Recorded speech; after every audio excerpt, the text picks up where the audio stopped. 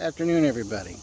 Today we're going to be talking about events that happened in Russia 100 years ago, specifically focusing on Russian modernization, or better to the point, lack of Russian modernization.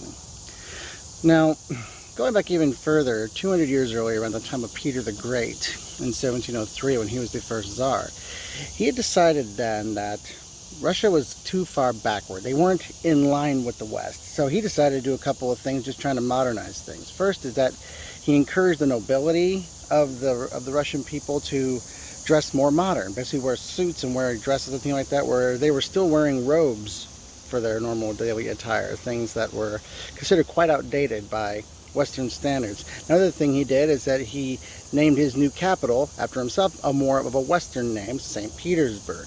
And so throughout the couple of centuries, some czars were actually good about pushing modernization, but in a lot of ways the people and the nobility and the church actually fought against it. There was one case I'm going to read about here to you right now. This was in this particular book I read in college. Really interesting book on this one. And it talks about how one individual who was basically in Russian leadership, he said that he hated the Industrial Revolution, the growth of cities, and even wanted to keep people from inventing things. For some reason, many in the Russian nobility in the 19th century believed that any form of modernization was just dangerous to the status quo, and they also felt that people couldn't handle it. And so this is one of the specific things that Stalin wanted to tackle when he became leader of the Soviet Union. He decided to do a major thing in modernization, and his whole plan was to, quote-unquote, drag the Soviet Union into the 20th century. So he began what were called the 5-year plans in the 1920s. That's where they're just doing plans for 5 years at a time to just do as much modernization and as much industrial output as they could to try to bring the Soviet Union up to par with the West, because they were not only just far behind the West, they were hilariously behind the West in so many areas. Like going back a little bit further, you may have seen the movie Enemy at the Gates. It's about, Jude Law, and it's with this whole sniper thing in Stalingrad. There's one thing about it that was in that movie that was not true about the Second World War, but what was true about the First World War.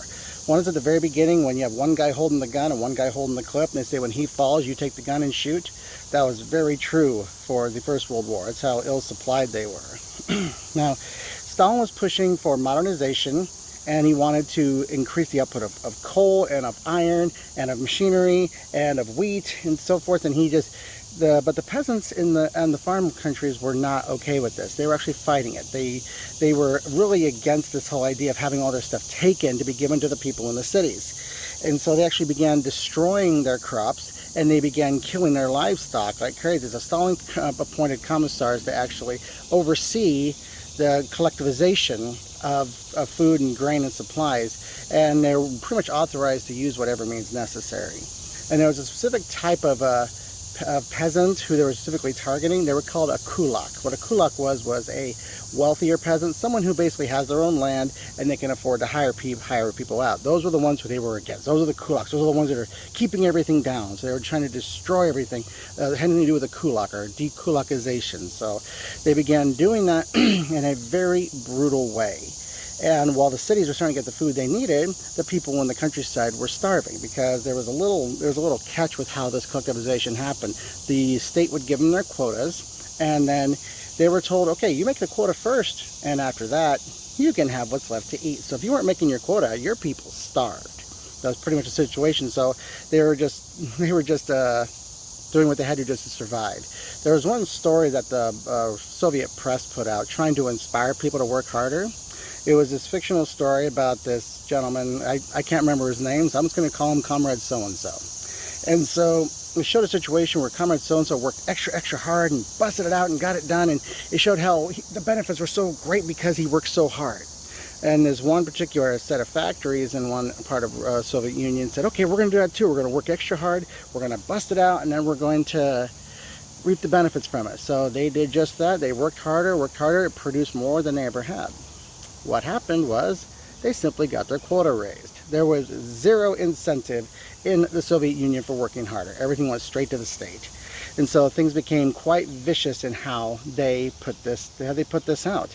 And Stalin's attitude was it's what needed to be done. He didn't care about the lives of people. He just wanted the Soviet Union to be able to compete with the West, both militarily and from the position of supplies.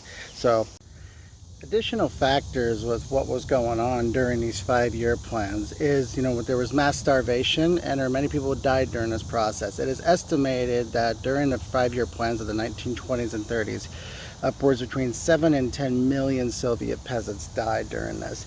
Another thing they had with the industrialization, they had the same quotas for the food as they had for the food. They also had the same for the industries. Now you had to make your quotas of making the shoes, making this and making that, and they'd have to make their quota or else. Now, of course, they make their quota for a whole bunch of shoes, but there's this problem. Sometimes all those shoes were size 6, so unless you're a kid or a dwarf, that's not going to work. So because they had to produce as much as they could, the quality was really second rate. Another thing they had was, for those who didn't want to do their job or those who got in trouble with Stalin, they had the gulag system, or anyone who's considered a political enemy was sent to the gulag system. They were put on trains and sent out to Siberia to work the mines and the work yards out there. Horrifically brutal conditions. The guards were horrific, and just horrible things happened out there. And you were sent out there literally to work, to be worked to death.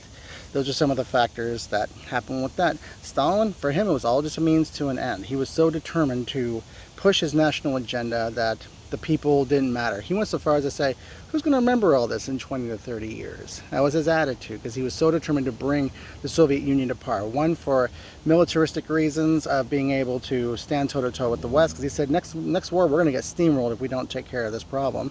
Another was for party pride. So yes, we're going to prove that the Soviet experiment works. So with everything, it was just a means to an end to Comrade Stalin. So there you go.